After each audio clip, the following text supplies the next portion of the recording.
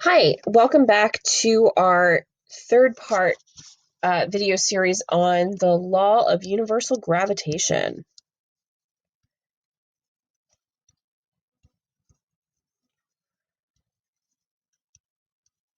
All right, law of universal gravitation. All right, today is Monday. Here we go. Example one that we did last week, we used two very large objects. We used planets.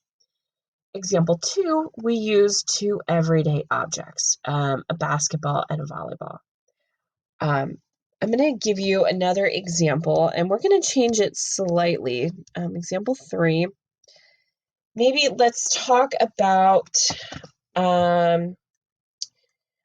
about maybe your physics book. All right. We will compare two physics books sitting next to each other on a desk. All right. So we've got a desk. Here we go. Here's our desk. And we have a book here. They're identical, even though I probably am not going to draw them identical. Right, here's one physics book, and here's the other physics book. All right, and we want to know, what is the gravitational force between the two objects? And based off examples 1 and 2, you know that this force is probably going to be, what, big or small? Small. You know the force is going to be small because these objects are small. All right. And they might take a lot of space in your backpack, and they might take a lot of space up in the top shelf of your locker. But in the grand scheme of things, the textbooks are small. The weight of an average textbook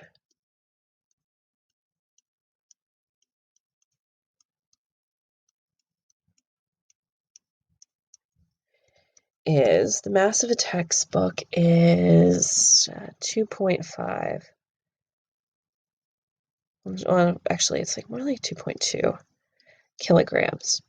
All right, so these two textbooks are sitting next to each other on the desk. So maybe, you're sitting next to your buddy in class, and you sit kind of close to each other. And so the distance between them is only 1.3 meters. All right, so you're sitting close to someone, and this is pretty realistic. The distance between the two books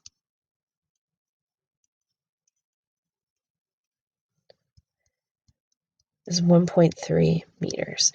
And we want to know, what is the gravitational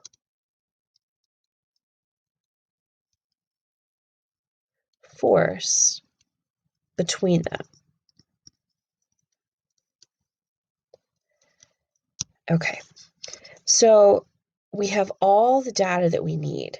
But in this problem, the books are the same mass. So since the books are the same mass, we're going to change the problem slightly. So we know here is our equation.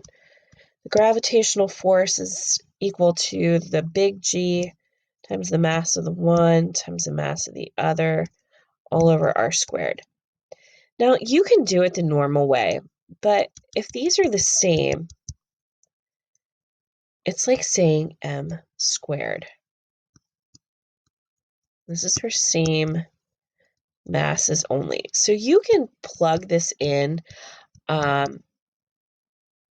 normally, or you can use f sub g equals big G m squared all over r squared. And that's for the same mass. Okay, so that's the problem I'm going to do today. So m times m is m squared. That's how we got that. All right, so in solving this problem, I know that big G is equal to 6.67. I'm just going to start the problem. We're looking for the gravitational constant. It's equal to big G times m squared all over r squared. All right. Big G goes in parentheses. It's 6.67 times 10 to the negative 11th. And our m's are squared. And our m is 2.2 kilograms. So 2.2 squared all over r squared. I think that was 1.3. All right, so what I like about this is it kind of simplifies the problem. What I don't like about this is it gives you another opportunity to forget to square something. All right, so I'm going to plug in the numerator. I'm going to plug in, and if you want to pause this and get the answer on your own and then start the video again, that's fine. So I have 6.67 times 10 to the negative 11th times 2.2 squared. All right, so for my numerator, I got 3.22. 3.22 with a couple of other decimal points in there times 10 to the negative 10th all over 1.3 squared. All right, so we have f sub g is equal to what I got divided by 1.3 squared. Give me one decimal point, so 1.9 times 10 to the negative 10th newtons. Once again, it's not a lot because textbooks are tiny. You might not think they're tiny, but they are. All right, next. Are you ready for a more difficult problem? Some of you might roll your eyes, be like, oh, really? Here we go. Example 4. A gravitational force, changing it up a bit,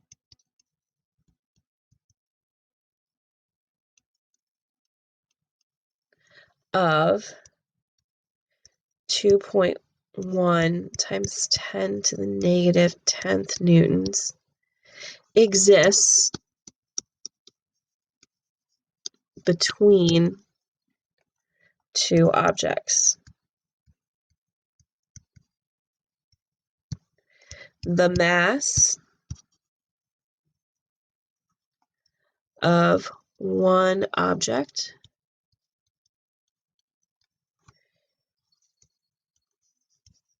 is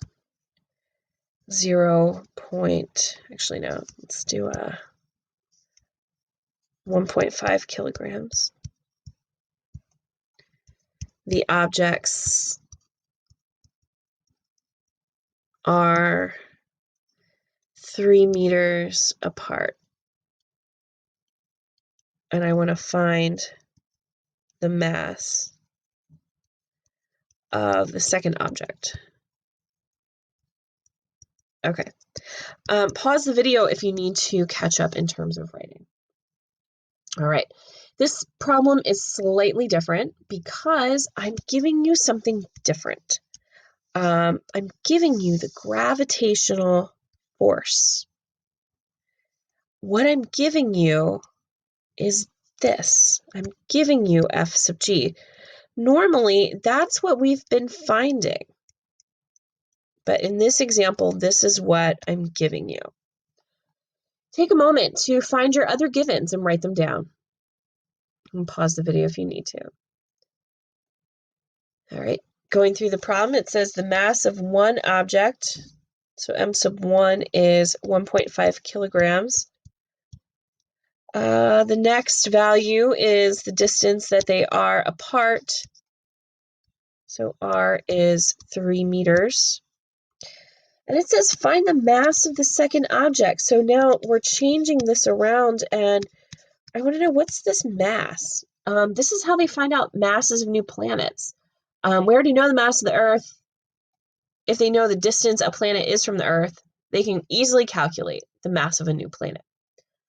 All right, so let's just go ahead. Let's plug in. We have F sub g equals big G m1 m2 all over r squared. All right.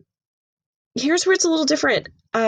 Now I know F sub g, so 2.1 times 10 to the negative 10th parentheses equals big G times my mass times the mass of the thing I don't know all over 3 squared. Yikes. If we're just using regular numbers, this would look nice and neat, but the Scientific notation sometimes scares you guys. All right, first step is I need to isolate this, but I can't because this is on the bottom.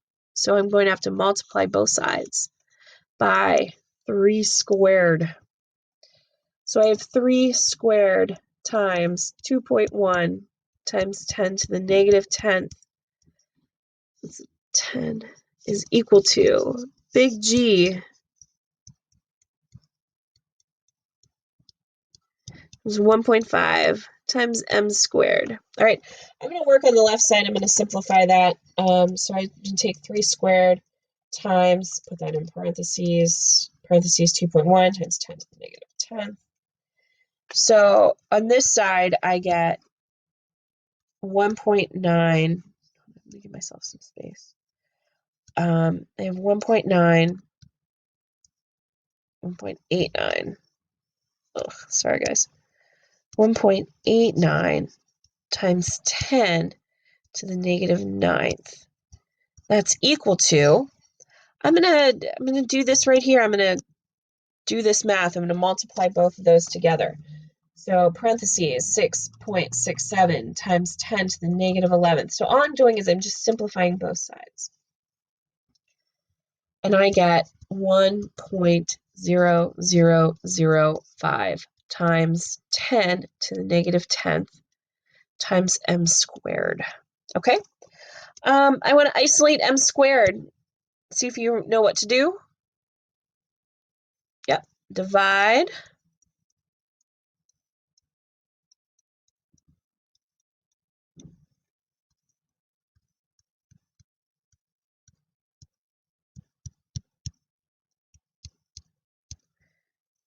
Okay. Now just don't forget your parentheses. So I'm going to type in parentheses 1.89 times 10 to that negative 9th, close parentheses, divided by parentheses 1.0005 times 10 to the negative 10th, close parentheses. And the mass of the second object is 18.8 or 18.9 kilograms. All right. Go ahead and pause it and see if you did it right. All right, and I paused the video for myself and I double checked that I did that right. So I got 18.9 times 10, or I'm sorry, just 18.9. So, you have a bigger object and a smaller object. All right, that is your part 3 of Newton's universal law of gravitation.